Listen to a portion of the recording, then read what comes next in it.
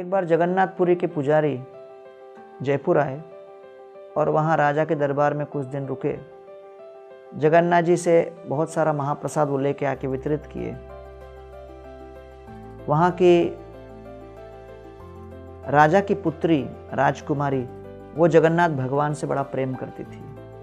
तो उन्होंने पुजारी को कहा, आप जगन्नाथपुरी जा रहे हो, मैं आपको ये भेंट स्वरूप संदूक देती हूँ और इस छोटे से संदूक के अंदर बहुत बहुमूल्य रत्न मैं व्यक्त कर रही हूँ, लेकिन पूरे यात्रा भर में एक कंडीशन पर दे रही हूँ कि आप इसको खोलोगे नहीं, देखोगे नहीं। पुजारी ने कहा, अवश्य, मैं वचन देता हूँ कि मैं जगन्नाथ जी के सामने जाकर इसको खोलूँगा। पुजारी उसको लेके चले गए। जगन्नाथ जी के सामने जाकर जब उस बक्से को खोलने का प्रयास करने लगे तो ऊपर एक कपड़ा, फिर अंदर दूसरा बक्सा, फिर उसको खोला तो एक और बक्सा, उसके अंदर एक छोटी सी संदूक, उसके अंदर एक छोटी सी डिबिया, और फिर खोलते खोलते अंत में एक छोटा सा पेपर का टुकड़ा मिला। उस कागज के टुकड़े को देखकर वो सोचने लगे, ये क्या? मुझे लगा कोई बहुमूल्य रत्न आने वाला है, ये कागज का टुकड़ा है, उठा के फेंक दिया।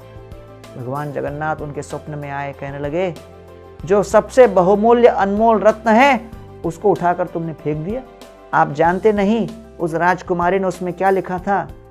तो तुरंत जाके उन्होंने खोला और उसमें लिखा था, हे जगन्नाथ, आप जगत के स्वामी हो, जगत की हर वस्तु आपकी है, मैं आपको क्या प्रदान करूंगी, लेकिन पूरे संपूर्ण जगत में एक वस्तु वो मेरी संपत्ति है और वो मैं आपको प्रस्तुत कर रही हूँ, वो है मेरी इच्छा, मेरा मन।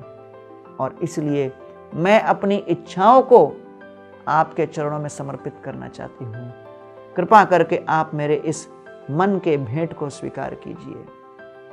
इसलिए कहा गया है, आमानिस्तारित तोमार इहा आगमन, परम दयालु तुमी पतित पावन।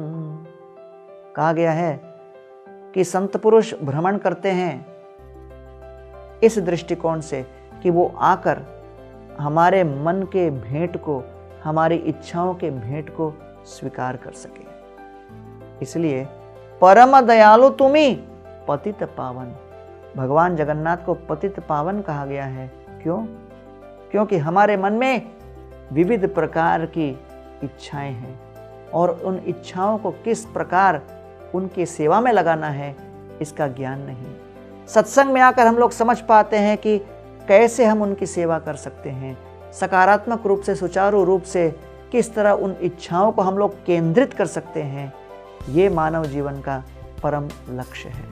हाँ, हम लोगों के पास चाहे बाह्य दृष्टिकोण से कितना भी धन हो, कितनी भी संपत्ति हो, कितने ही विविध प्रकार के रत्न हो, लेकिन भगवान हमारे सबसे श्रेष्ठतम रत्न को आस्वादन करने के लिए प्रयास कर रहे हैं, प्रतीक्षा कर रहे हैं। और उस रत्न का अर्थ है स्वतंत्रता रत्न। तो हम अपनी स्वेच्छा को, अपनी इच्छा को, अपनी भावनाओं को, अपने मन को स्वेच्छा से जब उनके चरणों में समर्पित करते हैं, वो भगवान को सर्वाधिक आनंद प्रदान करता है।